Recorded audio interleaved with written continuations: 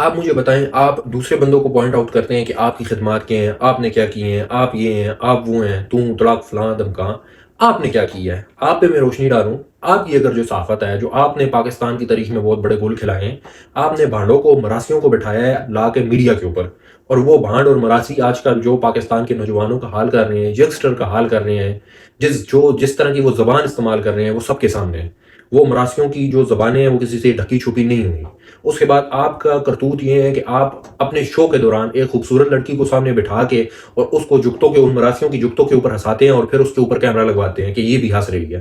ٹھیک ہے، آپ اور تو چلیں، میں اتنا ہارش نہیں ہوتا، سب کی مائیں بہنیں ہماری مائیں بہنیں ہیں، میں اس لڑکی کا نام نہیں لیتا۔ آپ کو ان چیزوں کی کیا ضرورت تھی؟ اتنی آپ کو ٹی آر پی لینے کی کیا ضرورت تھی کہ آپ کہیں آپ ان چیزوں کے بھوکے تھے؟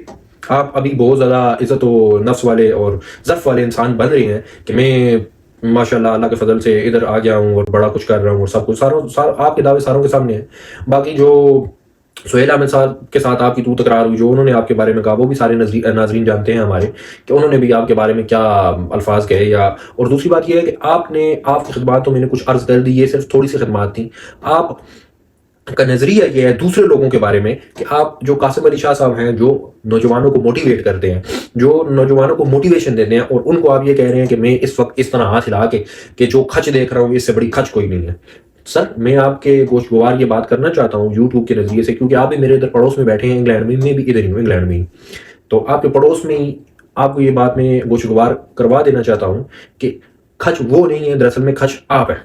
ٹھیک ہے، کھچ وہ نہیں ہے، کھچ آپ ہے، کیونکہ وہ ایک اچھا کام کر رہے ہیں، وہ اس نوجوان کو موٹیویشن دے رہے ہیں، جس نوجوان کو آپ نے غلامی کی زنجیروں میں ڈکرا رہا، غلامی کے اندر آپ نے جکڑا رہا، اس نوجوان کو اپنے نظریات کے تلے خود آپ لوگوں نے اپنا سب کچھ ٹھیک کیا، اپنے نام بنائے، لیکن آپ لوگوں نے صحافیوں نے کے ساتھ کیا کیا؟ اور آج آپ لوگ ماشاءاللہ سے دین کے بھی ٹھیکیدار بن گئے ہیں، گورنمنٹ کے ٹھیکیدار بھی بن گئے ہیں، سب چیزوں کو آپ کے ساتھ اگر کوئی اچھا ہے تو سب اچھے ہیں، آپ کے ساتھ اگر کوئی برا ہے تو سب برے ہیں۔ اسی طرح ہمارے بھائی عمران ریاض خان، میں ان کا بہت بڑا فین تھا اور ابھی بھی ہوں ماشاءاللہ سے، بہت کچھ میں نے ان سے سیکھا ہے میرے اپنی زندگی میں۔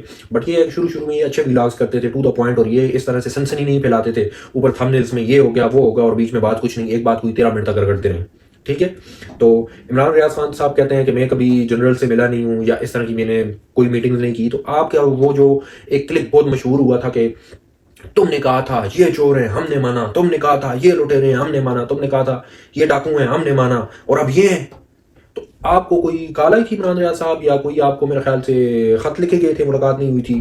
آپ کو کس طرح سے یہ چیزیں کس نے بتائی تھی؟ آپ کا مشہور جملہ ہے وہ ریلیز ہوا تھا سوشل میڈیا کے اوپر کہ تم نے کہا تھا، تو آپ کو کس نے بتایا تھا؟